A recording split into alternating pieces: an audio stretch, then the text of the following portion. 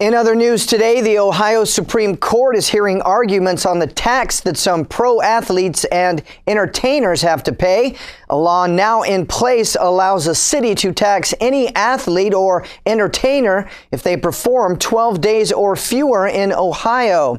The NFL, NBA, NHL, and other sports leagues claims that this violates the Constitution by unfairly taxing pro athletes. 1 week ago, the Connecticut Supreme Court was weighing life or death options in the case of a teenage girl with cancer. They forced her to endure intense chemo treatments against her will, and now the court has moved on, and they're handling a case half of a century old about the infamous serial killer who inspired the play and the movie Arsenic and Old Lace. The state Supreme Court deliberating whether or not to give copies of the medical records of Amy Archer Gilligan to author Ron Robillard. Attorneys argue that she was a historical figure and the public has a right to know her medical records. Gilligan has been dead for over 50 years, but she was accused of murdering up to 24 people in her day. Gilligan ran a nursing home at the start of the 20th century. Residents paid an upfront fee for lifetime care, and after they moved in, she poisoned them with arsenic.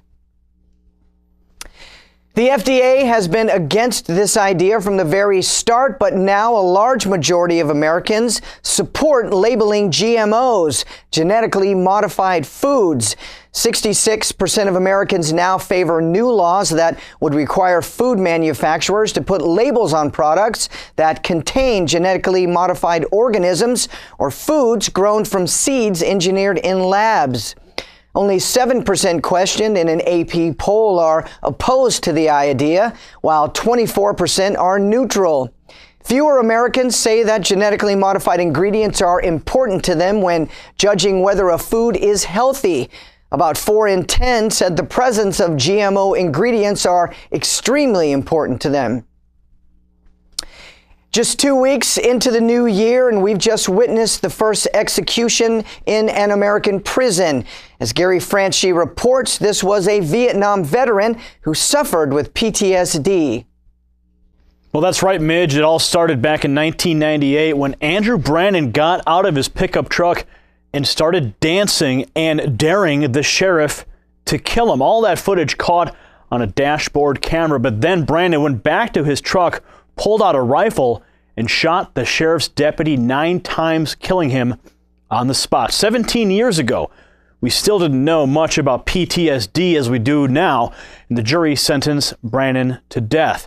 Tuesday night, just after 8:30, Georgia prison guards carried out that penalty, injecting him with lethal venom.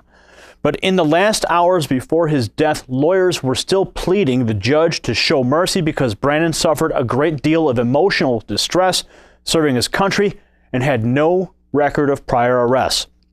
The judge denied the request and they moved ahead as planned.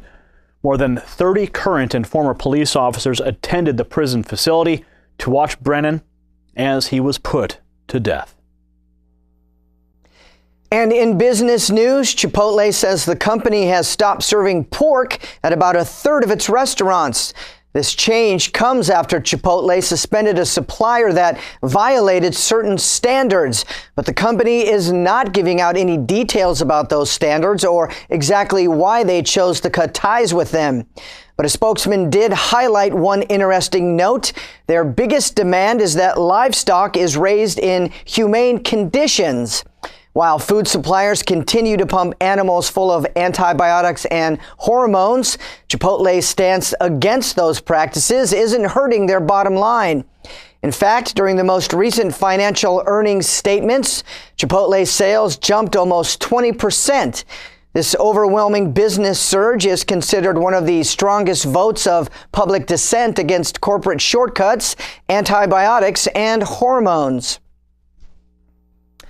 Some news from the runway. It's a dreaded sign that you hate to see in the airports. Delays, big ones, and about 1 in 5 U.S. flights arrive to their destination at least 15 minutes late in November, according to the Transportation Department. Out of the 14 airlines that carry the most passengers, just over 80% of those flights arrived on time.